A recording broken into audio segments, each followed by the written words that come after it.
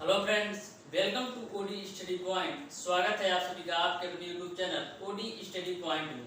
तो प्यारे दोस्तों, आज आप लोगों के क्रैश कोर्स की तीसरी क्लास है। आज की क्लास में हम लोग पढ़ेंगे सदिश राशियां तथा अदिश राशियां, यानी कि vector quantity and scalar quantity. सबसे पहले आप लोग समझिएगा कि अदिश राशियां क्या होती हैं। तो अदिश राशियां वे राशियां होती हैं जिनको व्यक्त करने के लिए आपको केवल परिमाण की आवश्यकता होती है। केवल और केवल परिमाण की आवश्यकता होती है, दिशा की नहीं। यानी यदि आपको अदिश राशियां व्यक्त करना है तो केवल और केवल आपको परिमाण की आवश्यकता होती है, दिशा की नहीं। इसका सेंस ये है कि दिशा परिवर्तन होने के साथ साथ आपका परिमाण चेंज नहीं होगा, उसको हम बोलते हैं अदिश राशियां। यानी अदिश राशियों को व्यक्त करने के लिए केवल आपको परिमाण की आवश्यकता है, दिशा की नहीं। तो यानी दिशा के परिवर्तन होने के साथ साथ आपका परिमाण चेंज नहीं होगा। उदाहरण के लिए जैसे आप ले लीजिए लंबाई, समय, द्रव्यमान और चाल। इनको व्यक्त करने के लिए केवल आपको परिमाण की आवश्यकता होगी। जैसे बोल दिया जाए कि 2 मीटर लंबा क्षण, तो 2 मीटर लंबा क्षण है, इसका डायरेक्शन नहीं पता है, दिशा नहीं पता है कि पूरब है कि पश्चिम है या उत्तर है, दक्षिण है या ऊपर है नीचे है। केवल 2 मीटर लंबा क्षण बोला गया, डायरेक्शन को नहीं बताया गया। उसी तरह यदि समय बोला जाए तो 2 बजे, 3 बजे, 4 बजे, 5 बजे, तो इसमें भी आपको डायरेक्शन नहीं पता चलता है कि किस डायरेक्शन में है। और उसी तरह द्रव्यमान भी होता है, द्रव्यमान में भी आपका डायरेक्शन नहीं पता होता है। क्यों?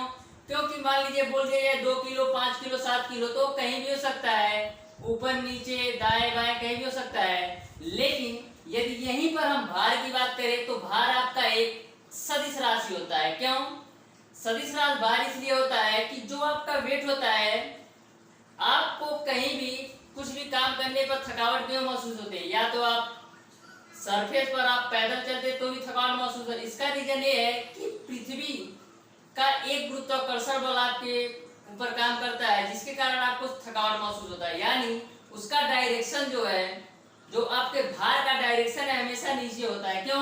क्योंकि जो W बराबर होता है m/g, यानी ग्रेविटेशन काम करता है, और जो ग्रेविटेशन आपके ऊपर काम करता है हमेशा नीचे की तरफ, यानी इसका डायरेक्शन आपको पता है। तो इस तरीके से आपको अदिश राशि समझ में आ गया होगा। अब आप लोग समझिएगा सदिश राशियां। सदिश राशियां क्या होती हैं?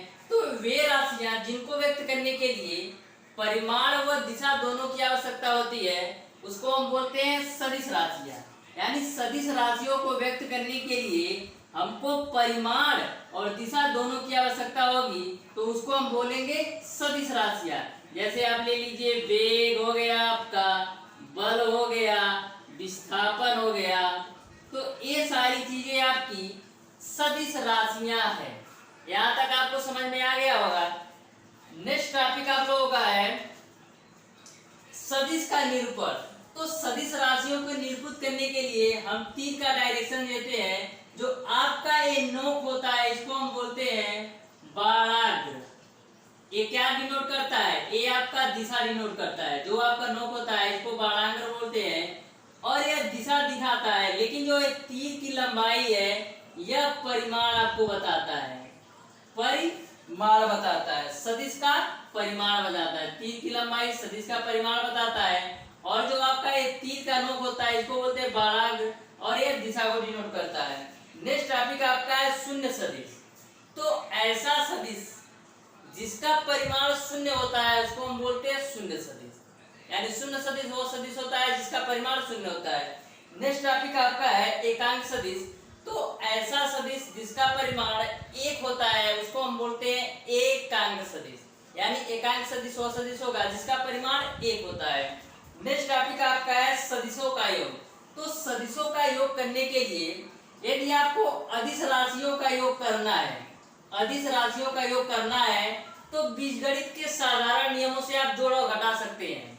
अदिश राशियों का यदि आपको जोड़ और घटाना करना है तो बीजगणित के साधारण नियमों से इसको जोड़ अथवा घटा सकते हैं। लेकिन यहीं पर यदि आपसे सदिश राशियों के जोड़ और घटाने की बात की जाए तो बीजगणित के साधारण नियमों से आप जोड़ अथवा घटा नहीं सकते। तो सदिश राशियों को जोड़ने के लिए हम क्या करते हैं, मान लीजिए दो सदिश आपके हैं, एक आपका P है और एक आपका Q है। दो सदिश मैंने ले लिया, एक आपका P है और एक आपका Q है। यदि आपके दोनों सदिश एक ही डायरेक्शन में हो, मान लीजिए P भी आपका इसी डायरेक्शन में हो और Q भी इसी डायरेक्शन में है, यानी कि दोनों सदिश जो आपके होंगे वो सेम डायरेक्शन में होंगे, तो उनका जो परिमाण r बराबर होगा वो आपका होगा P प्लस Q। कब? जब दोनों सदिश सेम डायरेक्शन में होंगे, एक ही डायरेक्शन में होंगे। यदि दोनों सदिश, एक आपका P है एक आपका Q है, यदि दोनों सदिश एक दूसरे के विपरीत डायरेक्शन में होंगे, यानी P आपका इस तरफ हो और Q आपका इस तरफ हो, यानी P और Q दोनों सदिश आप एक दूसरे के विपरीत हो, तो जो रिजल्टेंट होगा, परिमाण होगा, वो आपका होगा P माइनस Q।